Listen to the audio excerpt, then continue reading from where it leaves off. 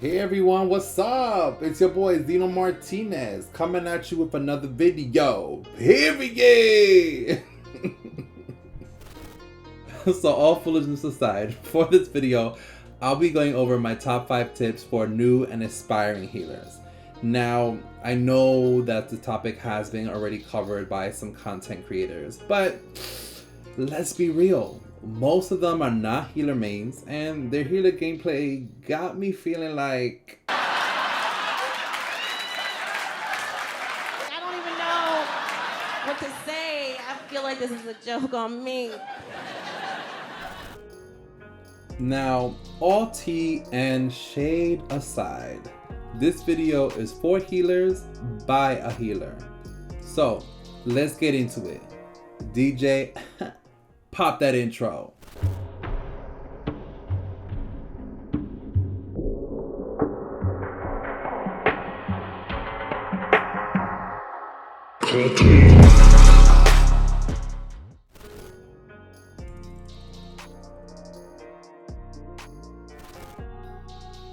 Movement is vital to all classes in Shinobi Striker, but especially for healers.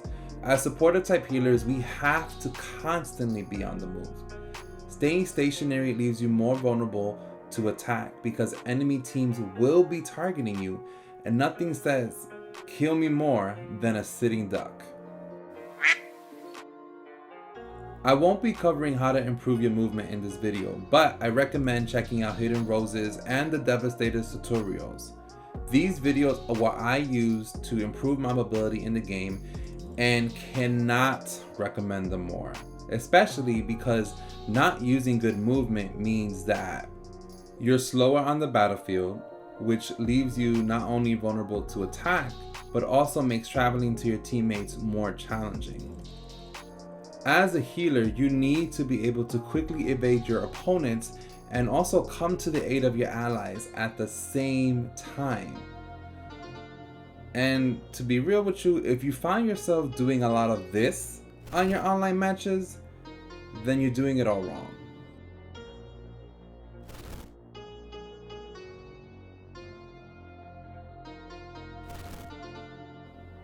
In order to be an effective and OP healer, you need to have great observational skills.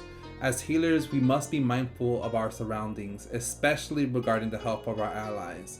Most times our teammates are so wrapped up in the match that they cannot communicate early enough that they need help. So it's on you to be the eyes for your team. Call out when a teammate needs help, when an opponent's health is low, when the enemy team's healer subbed, or any other observations that will help your team get the dub. I was once told during in-clan scrims that as a healer I was a heart of my team, and they knew that without targeting and taking me out first, their team wasn't going to win. Healers in many ways are the glue that keeps our teams together, which is why we are always the primary target in matches. When playing with randoms or solo queuing, it's obvious that you can't make calls, so using your observational skills to scan the battlefield will help to keep your teammates alive. Also, being mindful of your allies' secret gauge technique bar will help to determine what course of action to take when it comes to using ults like Feather Illusion, Mind Transfer Jutsu, or even long distance healing.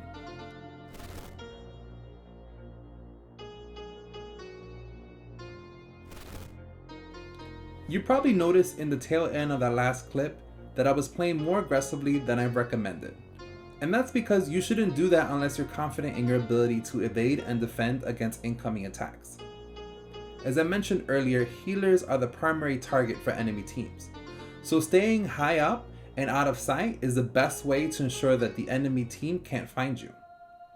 Running along the sides of walls is also an effective way to not only hide yourself, but also conceal your presence, especially if you're running Palm Sage, because its range is small and requires that you're close to your allies.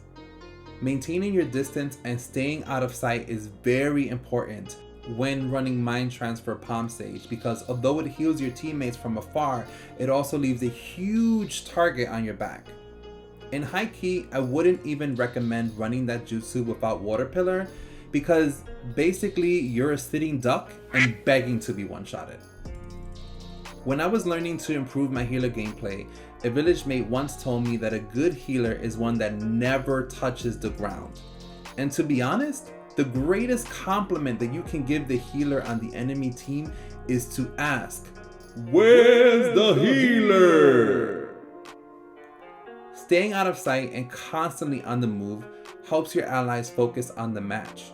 Running along the ground or healing in plain sight only benefits the enemy team because their target is that much more visible. So play smart and stay out of sight.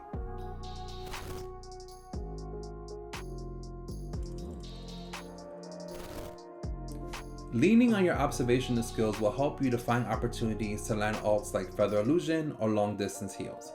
Both secret techniques should be used in opportune times and shouldn't be wasted.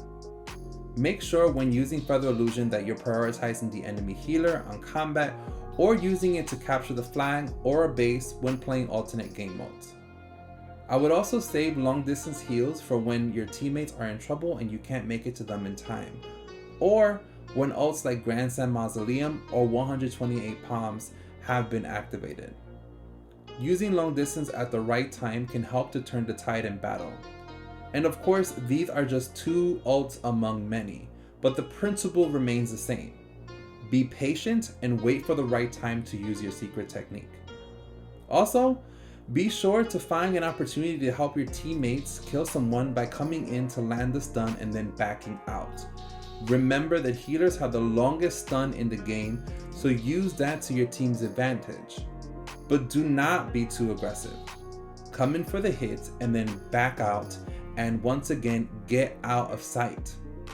And if you find that no one is targeting you and you've used up your jutsus, then hide out somewhere and charge them.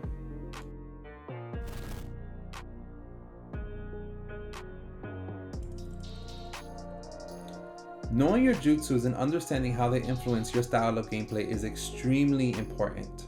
Not all game modes in Shinobi Striker should be treated the same. Therefore, you need to make sure that you have individual slots ready for whatever game mode you're being asked to play. One of the most important things to know is the difference between Palm Sage and Cellular Extraction. Unlike Extraction, Palm Sage heals over time, while Extraction is a one-time burst of healing that removes all status ailments, such as burn damage, as well as movement and defense debuffs. My recommendation though is that you use Extraction when you see that your teammates' stats are being impacted. So try to use both Palm Sage and healing tags to heal your team. Another thing to keep in mind is that your clothing comes with stat boosts that, when combined, can strengthen your gameplay. Therefore, be mindful of what boosts you're equipping with your jutsus, and don't be afraid to use a few Shinobi boosts to change those stats to your liking. Well, that's it for this video. Thanks so much for checking it out, and don't forget to leave a like and subscribe. And remember y'all, it's hard out here, but your boy wouldn't know. Period.